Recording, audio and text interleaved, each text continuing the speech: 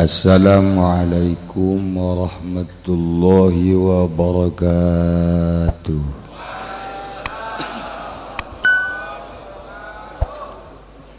Alhamdulillah wassalatu wassalamu ala Rasulillah Muhammad ibn Abdullah wa ala alihi wa sahbihi wa mawalah, amma ba'du.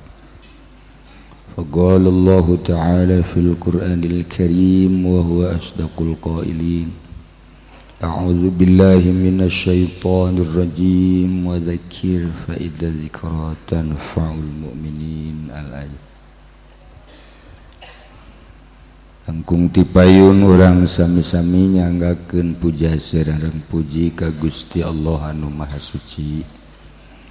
Parantos masihan tina rupa-rupa nikmat ka urang sadayana, terutama nikmat anu kacida pisan ageungna nyaeta nikmat iman sinareng Islam. Shalawat sinareng salam mugia dilimpahkeun ka junjunan alam Kangjeng Nabi urang Kangjeng Nabi Muhammad sallallahu alaihi wasallam, katut ka para kaluargina oge ka para sahabat-sahabatna rauh para tabi'in atsbat tabi'in. Al mukarramun para alimil ulama, para asatid, para habaib, bil khusus pisan ka Kiai Haji Manarul Hidayat di Jakarta. Lo aslina geus kamaklum lembur. Oge ka Kiai Haji Jamaluddin ngaranna ge Solok Jengkol, ngaranna ge Solok Jengkol, malah aja di Jakarta mengaran Solok Jengkol. Oge ka kiai-kiai nu sanesna pun besan ti Kadumerak, oge para besan-besan ti Bogor, kumna nu haladir di dieu nu kusim kuring dimulyakeun. Mudah-mudahan sami-sami urang dimulyakeun ku Gusti Allah Subhanahu wa taala. Kalayan singkat patali parantos wengi oge kondisi sim kuring kurang fit. Ieu mangan sakadar rek nyaritakeun soal ngaji bae. Majelis moal waka dibuka lantaran sakit ya masih kene sakit kakarak ge ieu 50%. Geus beakna ulah hayang nyaho. Sakit karak 50% itu dihareup encan. Ieu masjid da masjid itu masjid. Ieu insyaallah dibongkar. Bakalna masjid ieu dibongkar. Dihijikeun jeung MCK, jadi ngahiji engke bakalna mentak moal waka dicaritakeun ieu soal majelis, sebab kahareupna jandela ge can anggeus ulah sok haji waka umang omong can anggeus ulah waka umang omong kumaha bakalna kumaha engke bae ke gimana Manarul Hidayat geus kajopak karak.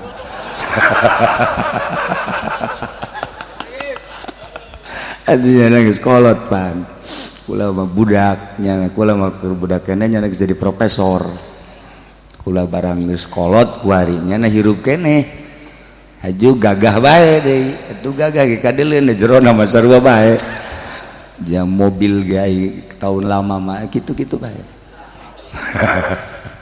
Tapi nu jelas masih eksis, alhamdulillahirabbil alamin. Patali jeung ngaji insyaallah ayeuna urang malam Kemis ta minggu isuk henteu minggu deui.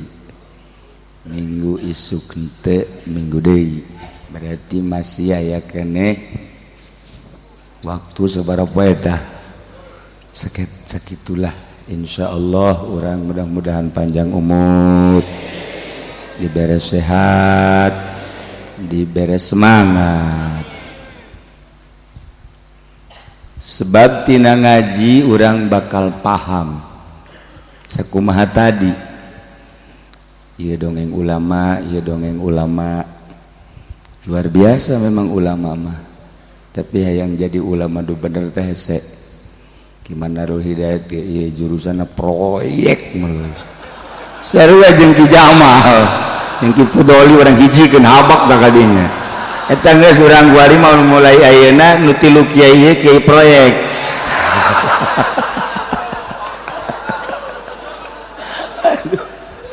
Masya Allah masalah atau bahasa kadar bahasa itu hati nama itu beda.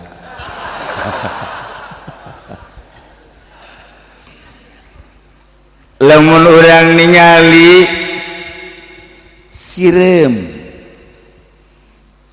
di Quran dijelaskan bahkan ayah hiji sirem nu bakal asup ka sorga sirem asup ka sorga. Masya Allah kusebab naon sirem teh wauh ka Allah sirem dongeng sirem loba tapi aya salah sahiji sirem anu deku ngadoa ka Gusti Allah sirem ngadoa berarti kan pohara tapi lain eta nu paling hebat sirem kaluar ti liang brak neangan dahareun. Masya Allah sanggeusna neangan dahareun jang dirina oge jang pamajikanana mun boga jang anakna mun boga eta sirem tilok salah balik sirem tilok salah balik pan Ki Manarul Hidayat masalah balik kiai ge nya balikna teu beres tah sirem tilok salah balikna ialah kehebatan sirem. Nomor kedua hudhud manuk asup ka sorga. Dina Al-Quran dijelaskan malia arol hudhud kunaon kaulah tendele manuk hudhud sa Kangjeng Nabi Sulaiman aya naon dia hudhud panjang mun didongengkeun mah telila datang carekan ku Kangjeng Nabi Sulaiman keheula cak manuk hudhud kula tetas ngapak aju manggihan hiji istana penghuni istana ratu ternyata nyembahna lain ka pangeran. Nah iyalah nu perlu dikanyahokeun cek manuk hudhud Gusti Rasul ieu aya hiji ratu nyembahna lain ka pangeran lain ka Allah ieu model cek Kanjeng Nabi Sulaiman coba mereka ditu deui ngirim surat Kanjeng Nabi Sulaiman dibawa ku hudhud surat dibawa ku manuk hudhud kemudian disampaikan Ratu Bilqis bisa jadi sujud ke Kanjeng Nabi Sulaiman yakni iman. Nah iya manuk imah lain dek nyaritakeun dongeng eta dek nyaritakeun manuk hudhud wauh ka Allah bandingkeun jeung Raja Firaun gagah aya di nyana pinter aya di nyana keistimewaan aya di nyana sugih aya manehanana moal jadi raja Firaun lamun teu sugih moal jadi pangeran nyana lamun teu hebat nu mantak jana jadi pangeran teh di dunia hebat. Nah manuk hudhud mah wauh ka pangeran tapi Raja Firaun mah malah nyana ngaku pangeran ieu manuk hudhud bae wauh ka Allah. Nah di surga bakal aya di sorga bakal aya geus puguh anjing ashabul kahfi tah ieu lamun urang nyaritakeun seputar hewan-hewan kabeh ge horenganan hewan teh maca tasbih maca zikir la ilaha illallah sirem zikir ka Allah manuk zikir ka Allah manuk zikir ka Allah anjing ya anjing lamun urang dek belajar tasawuf urang kudu nyontoh anjing anjing mah ti penting tilok HS Aisyah tuh kan anjing batara sare ti penting oh mal aya anjing HS ti penting mal aya jeung anjing mah lamun dibere di dahar teh dibere tilok maling anjing beda jeung ucing jeung nya mah tilok aya urusan proyek-proyek tilok aya tilok anjing tuh Haji Jamal we cenah anjing hebat bata ka sorga tah iyalah di antarana deui nu paling hebat tawon. Masya Allah dina Al-Quran geus dijelaskeun ayatna eces luar biasa jadikeun minal jibali buyuta sok jadikeun tah imah maneh tuh gunung minas syajar tuh tangkal kayu imah-imah sok dijadikeun trak banyak nanyiin imah di dinya sabaraha ratus sabaraha ribu eta tawon di dinya Masya Allah hari haju kalaluar brang neangan kembang eta sakitu lobana tah liang henteu salah tah asupna balikna teu salah tilo kaya ribut tawon jeung tawon salah imah tilo kaya ribut salah imah tilo ai gimana Rul Hidayat mah salah imah nu kuduna kan nu kolot kan nu ngorade tilu nyana boga pamajikanna salah balik anu ngora mah lulu cukup jang ka neraka sakitu ge kiai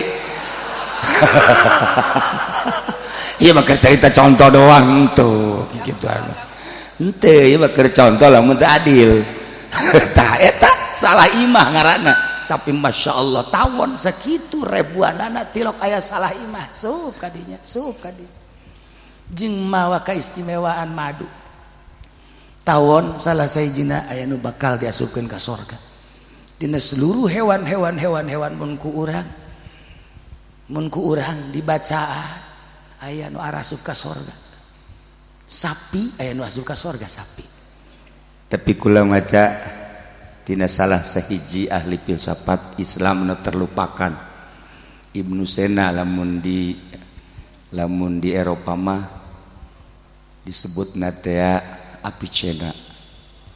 Ibnu Sena teh eta teh seorang filosof, seorang pujangga, seorang ilmuwan, seorang julukanana dokter, raja dokter, malaikat dokter. Eta mah julukanana pohara, kuloba-lobana tapi terlupakan. Artinya terlupakan teh henteu pernah bae urang teh nyadap tina ilmu Ibnu Sena, padahal pohara. Dina kitab-kitab kama qala Ibnu Sena terutama filsafat jeung ilmu-ilmu kedokteran. Nah, aya bahasa nu luar biasa di antarana nyaritakeun ruh, di antarana nyaritakeun makhluk. Lamun ku urang dibacaan, urang kataji, mun kabari ieu urang selalu nyaritakeun Jalaluddin Rumi, ieu Ibnu Sena pohara. Nyana nyaritakeun saya takut terhadap sapi. Sebab sapi punya tanduk. Dengan tanduk itulah saya takut. Budak leutik mah komo ka tanduk. Sapi sieun. Mantak aya matador sagala. Lamun henteu liheng ngulinkeunana bisa dibadu. Nah ieulah sapi kulantaran boga tanduk dipake kasieun. Tetapi cak Ibnu Sena nya nama teu boga akal, bisa ditaklukkeun. Nu paling bahaya tanduk ieu adalah tanduk manawi, di mana tanduk manawi ieu ngejak lantaran dibarengan ku akal, bakal tidak mau tahu apapun yang terjadi, siapapun pokoknya mah tandukna di mana geus gadil bahaya. Boro-boro sagede presiden, boro-boro sagede gubernur, boro-boro sagede bupati, boro-boro sagede RT, Haji Pendi bae tandukna ngamuk. Waduh, Masya Allah Karim androk merosot. Iya gara-gara tanduk ya. Tuh kan. Nah, atuh komo gimana Rul mah geus kudu dicaritakeun teh mah. Tanduk nanya nama kuari ge hudang bae. Tak ieu tanduk. Nah, nu paling bahaya adalah kiai. Kiai cek Ibnu Sena adalah boga tanduk. Tanduk ieu osok salah ngagunakeun kiai. Lantaran nyana boga dalil. Sebab pamarentah maling. Tilok make dalil, tanda tangan we. Pamarentah, bupati, gubernur jeung saha bae korupsi tanda tangan. Tapi kiai mah lamun deuk korupsi teh make dalil. Nah, komo profesor mah bah, doktor bangsa kos karari. Itu deuk maling teh dalil melulu nya nama. Deuk maling bae make dalil. Atuh Ki Jamal bae lain dokter make dalil. Tuh nya nama. Da iyalah nu paling bahaya ngagunakeun tanduk ketika digunakeun salah. Sebab naon? Disatukankeun tanduk aya akal.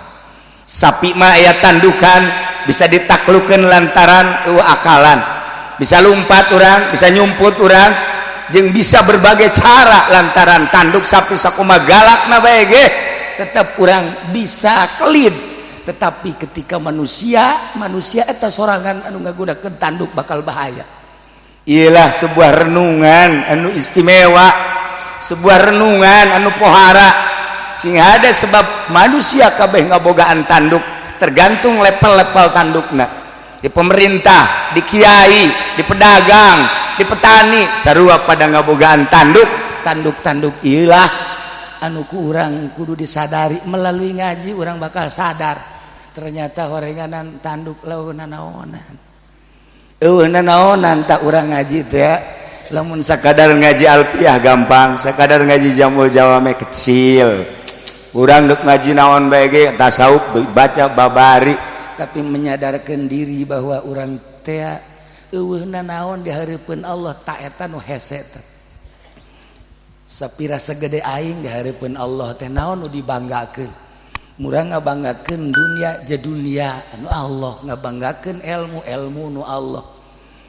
Urang nyaritakeun Kangjeng Nabi Musa bae Kangjeng Nabi Musa alaihi salam jeung Kangjeng Nabi Khidir ketika Kangjeng Nabi Musa hayang kapanggih dibere cara ku Gusti Allah akhirna amprok, begitu amprok tek naik kapal naik perahu lain deuk nyaritakeun eta tapi ujug-ujug aya manuk piit encrak haju manehanana nginum kana laut tek diangkat deui pamatukna ditoel ku Kangjeng Nabi Khidir Musa tah ilmu urang teh percis okos nu nyakrak tina pamatuk manuk piit ilmu urang dibandingkeun jeung ilmu Allah ieu lautna Masya Allah bangga ku ilmu hijab bangga ku dunia hijab bangga ku turunan hijab bangga ku pangkat hijab hayang bener-bener ke Allah ulah aya nu dibanggakeun anta rabbi wa ana abduk Gusti pangeran abdi teh hamba Gusti eta teh lain sakadar bahasa tapi praktekkeun ku urang bener-bener ngarasa bahwa Gusti teh pangeran urang sebagai hamba hayang datang kadinya berarti kan urang kudu ngalalakon heula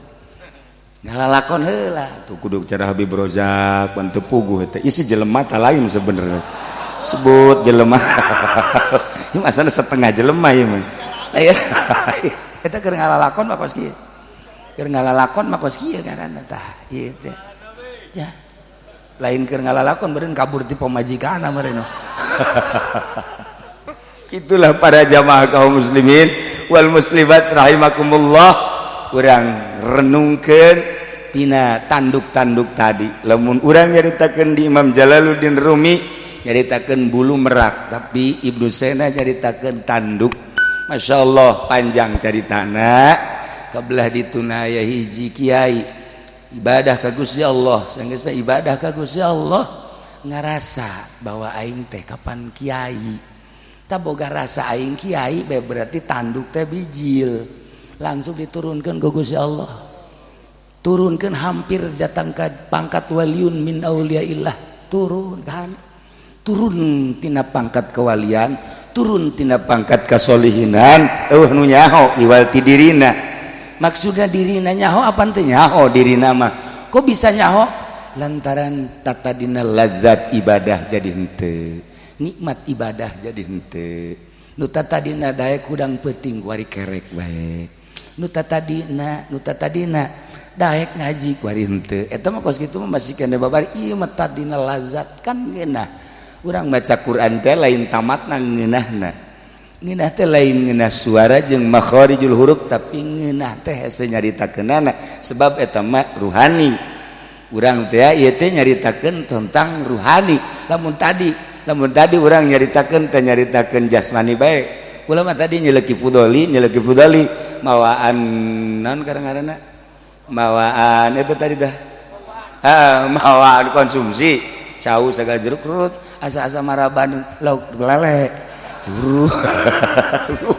nah ini urusannya kan jasmani mah urusan anda jasmani nah urusan rohani kudu lepas di urusan jasmani lamun urang encan bisa lepas tina urusan jasmani rohani urang tetep masih kababawa ku jasmani bae nu kos kitu ngaranna masih tahap biasa bae sanajan ilmuna hebat sanajan ilmuna luhur masih kena kababawa ku urusan jasmani, ruhani encan timbul masih tahapan bawah kene, masih biasa kene.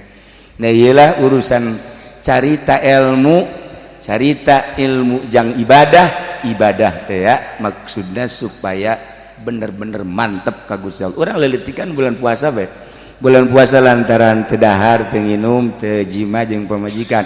Eta giat tarawehna giat. Giat taraweh. Haju baca Quran ge alhamdulillah.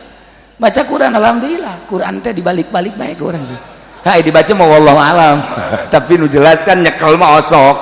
Nah, tong ngadengekeun. Nah eta sakitu bae eta sakitu tah ruhani geus timbul ruhani. Komo lamun dibebenerankeun. Itulah para jamaah kaum muslimin wal muslimat rahimakumullah. Di awak urang aya ruh ieu adalah sok disebut nafas atau jiwa nu aya di jero jasad percis kos manuk terkurung dina sangkar nyana merindukan alam bebas. Manuk di mana di kurungan teu betaheun sebab manuk teh di alam bebas hayangna. Saenggeus dah hirup di alam bebas, manuk nu paling hebat manuk di mana enclak dula deuleu heula geus anu mau jepretan. Jeung nyana enclakna teu meunang sambarangan. Ieu bakalna potong atau henteu, manuk bae berpikir sampai ka dieu cak Ibnu Sena. Hebat da Ibnu Sena nilik manuk ketika anteng dula deuleu aya eueuh nu ngajepret eueuh nu mawa mimis ketika aya hiber eta manuk cerdik nu kos kitu ngaranna eta manuk hebat nyana di alam bebas di alam luas ngeunaheun manuk teh eta emang alamna. Ruh urang sebenarnya mah ayana di alam bebas, artinya aya di alam bebas teh di alam ruhani, tetapi urang kunaon haju di alam jasmani bae, urang teh di alam jasad bae. Nah ketika orang terus-terusan di alam jasad itu pernah ngarasakeun ruh orang di alam ruhani, orang kieu bae ya hirup teh kieu bae. Oh masalah sehingga ieu mah keur carita batur nu urang disebut tadi Gus Dur, nu urang disebut Kiai Haji Masyari, urang disebut Buya Cidahu, Buya Dimyati, nu urang disebut-sebut Kiai Asnawi, nu urang disebut para aulia-aulia Allah. Etalah jelema-jelema anu hirupna teh anu geus kakalayangan. Artina kakalayangan teh lain hihiberan, rohna henteu katula katali, henteu naon kitu tersangkar ku nafsu-nafsuna. Nah, sakitulah para jamaah kaum muslimin wal muslimat rahimakumullah, jang sebuah renungan di diri urang aya ruh urang okos manuk di jero sangkar. Hayang ibadah kadang-kadang kabawa ku awak urang tunduh terjadi. Ruh urang hayang ngaji kadang-kadang kabawa ku urusan bisnis terjadi. Ruh urang hayang ka Allah kadang-kadang kabawa ku babaturan. Urang lamun nyaritakeun sebuah penyakit ya urang. Penyakit stres. Datang ke pemerintah atau datang ke kafir, nasihatna pasti kamu harus banyak istirahat dan kamu harus banyak cari angin segar ya. Lebaran ya kira-kira ulah yang stres maka itu ke Karangbolong refreshing tah kaki Jamal teh kos gitu. Waduh cenah ieu can OTW naon OTW tuh kan aing nyaho di sia mal segala OTW. Ai gimana rumah OTM eta mah leuwih teh mah. Nah ieu jadi nasihatnya kos kitu teh nasihatnya refreshing lah cek nyana.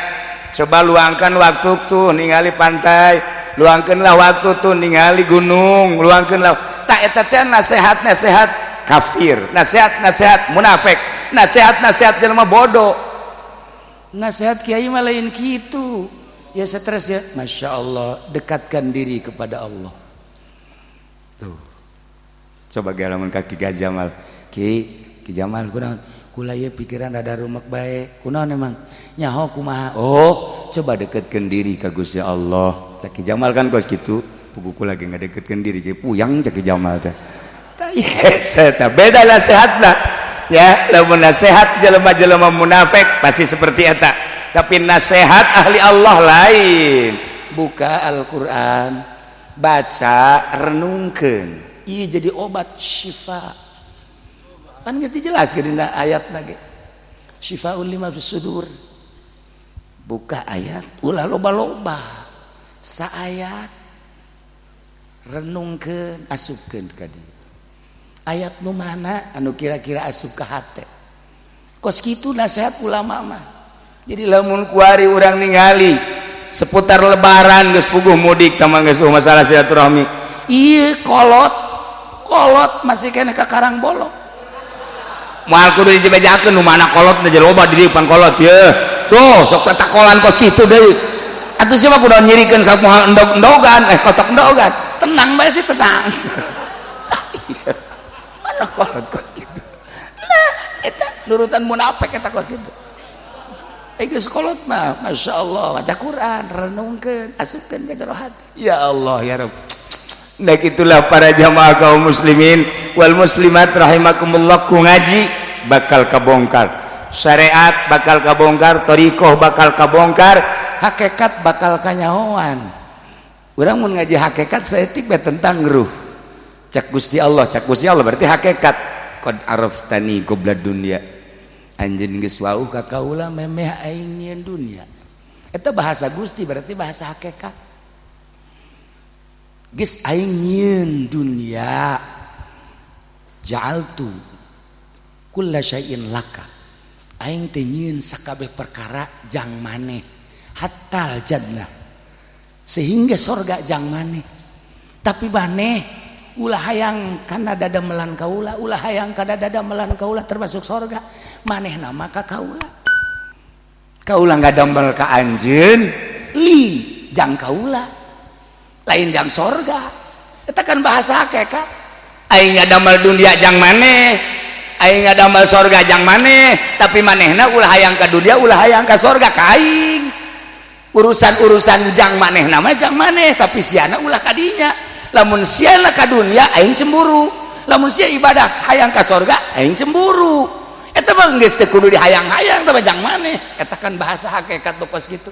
Urang bakal paham dina bahasa-bahasa hakikat. Urang ngaji ihya teh lamun teu ngarti bahasa hakikat bakal nyasab. Urang ngaji hikam mun teu ngarti kana bahasa hakikat bakal nyasab. Da model tadi eta teh bahasa hakikat, bahasa Gusti ngaranna. Aing ngadamel dunia jang maneh, aing ngadamel sorga jang maneh, tapi maneh ku aing dijieun lain jang dunia, lain jang sorga, jang aing. Eta kan luar biasa eta bahasa. Lamun maneh masih kana hayang ka sorga dikanarakakeun heula sia ku aing. Jasia mah jang aing. Nah, nu madak litakuna manzari wali akuna manzaruk. Supaya aya anjeun teh pangdeuleu kaula jeung aya kaula pangdeuleu anjeun. Kula neuleu ka anjeun, anjeun neuleu kaula. Masyaallah. Saling memandang, mantak anta budallah ka annaka tarah wa illam takun. Nah, ieu bahasa hakikat.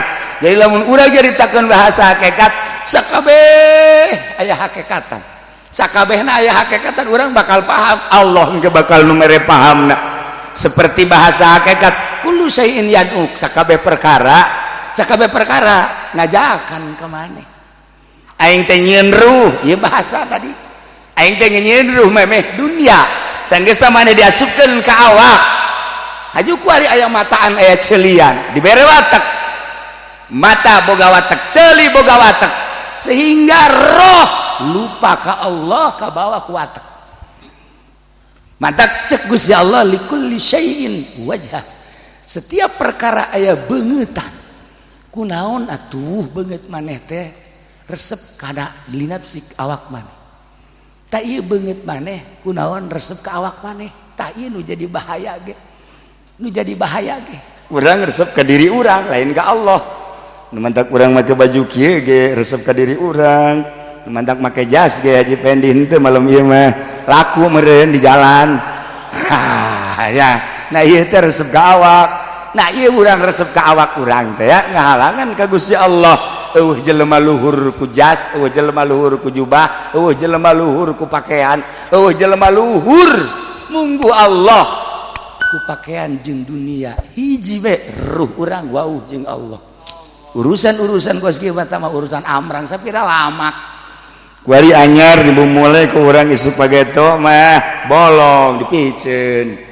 Atuh urang kamari ieu teh ngamumule ieu teh katipu ja ujung-ujung nama dipiceun. Urang geus sabaraha taun kikituan.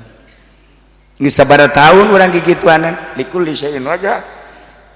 Tiap perkara ngabogaan beungeut. Kullu syai'in yad'uk. Setiap perkara ngajakan ka anjeun. Urang liwat ya, urang liwat. Deh, urang lapar diajakan ku tukang uduk. Podali ka dieu. Ini uduk nih mantap nih. Ada udangnya. Bisa dikredit deh pud. Uduk bae bisa dikredit uduk. Tah ya. Urang liwat deui ka ditu tukang sao. Sao ngajakan. Sesuai jeung nafsu urang. Ka deui. Ieu san. Aya deui ku aya tukang salak. Ieu salak Banten ieu mah hiji ge di Banten ka Tangerang teu beak. Udah gak ada salak Banten di Banten datang ka ieu mah teu beak hiji ge masyaallah kesem. Eta diajakan urang. Eta kakarak halal nu kos karar itu diajakan ku pakaian diajak mantak liwat urang ka ditu poe Minggu tuh. Sot kapuri. Atuh pan mata teh tungkul be tungkul kieu teu bisa. Dula deuleu be kieu. Itu bagus tuh warnana nya. Hate urang ngomong kos gitu sebar duitnya. Itu bagus sarua jeung di Tanah Abang teh kos kitu teh. Ngan aing mah gengsi atuh mah nya aing pan Haji Pendi mah nya meuli di dieu. Aing mah luhur eta mah tambah teh mah. Nya resepnya haju agul. Atuh tambah hijabna. Oh teh mah hijabna ge nyundul ka langit teh mah. Tah eta kan kos kitu. Nah ieu kullu syai'in yadu kabeh set Allahna pohoan. Eta kan bahasa hakikat. Nah iyalah para jamaah kaum muslimin wal muslimat rahimakumullah engke urang bakal dibere paham ku Allah sebab segala rupa ngajakan ngomong ka urang. Ngajakan ngomong teh lain ngomong kos urang kieu, tapi ngajakan seakan-akan bicara. Seperti etalah ilmu Allah. Seperti etalah hakikat. Seperti etalah keistimewaan sirrun min asrarillah. Para jamaah kaum muslimin wal muslimat rahimakumullah, sebagai pembukaan Ki Jamal geus alhamdulillah, Ki Manarul Hidayat atuh mangkula geus akrab ti baheula alhamdulillah, kuari atuh terus nyambung kembali, kemudian atuh naon kitu ngaranna urang kuari ieu ngaji di mimitian ditambahan ku kulajang sebuah renungan sing hade tanduk, sing hade ruh nya supaya wauh ka Gusti Allah ulah salah balik. Eta geus dicaritakeun ku hewan-hewan bae tilok salah balik kunaon aya jelema salah balik. Nah ieu sebuah renungan. Berarti ayat tidak jujur di diri urang. Lamun tadi Ki Manarul Hidayat nyaritakeun pemerintah jujur, iraha sih manggihan pemerintah jujur. Iraha maksudna. Henteu ieu mah teu kanu saja ka Ki Manarul bae. Pernah manggihan pemerintah jujur. Geus bae engke jawabanna engke bae. Urang duaan bae kiai. Proyek mah. Ya, nah iya minggu isuk ente, minggu deui hampura kula ka Ki Jamal karena akrab, atuh ka Ki Manarul akrab, komo Ki Pudo 5 alo, atuh Habib Rozak mah uulinan kula deh tuh. Geus eueuh asa-asa jadi urang kabeh aja. Nah ieu mah dicukupkeun sakieu.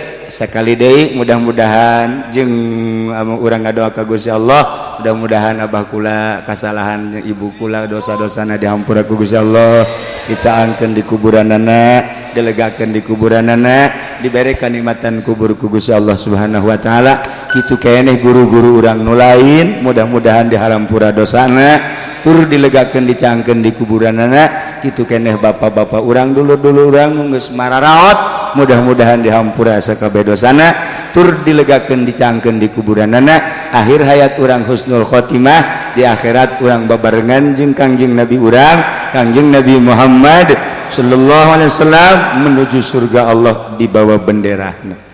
Sakitu bae amin ya Allah ya rabbal alamin. Allahumma ihdinas siratal mustaqim. Allahumma ihdinas siratal mustaqim.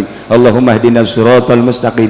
Siratal ladzina an'amta 'alaihim minan nabiyyin was-siddiqin wasyuhada'i wassalihin wa hasuna ulaika rafiqa dzalikal fadlu minallahi wa kafa billahi 'alima.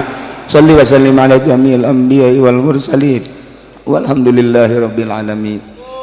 Satacana teu kudu sasalaman. Kiai bareng jeung kula kabeh engke nu lain kiai ge atuh silahkeun bareng ka imah kemudian di dia disadiakeun teu kudu aya nu salaman, kemudian dipersilahkan di dia di imah ge aya prasmanannya sakitu bae wallahul muwaffiq ila aqwamit thoriq. Wassalamualaikum warahmatullahi wabarakatuh.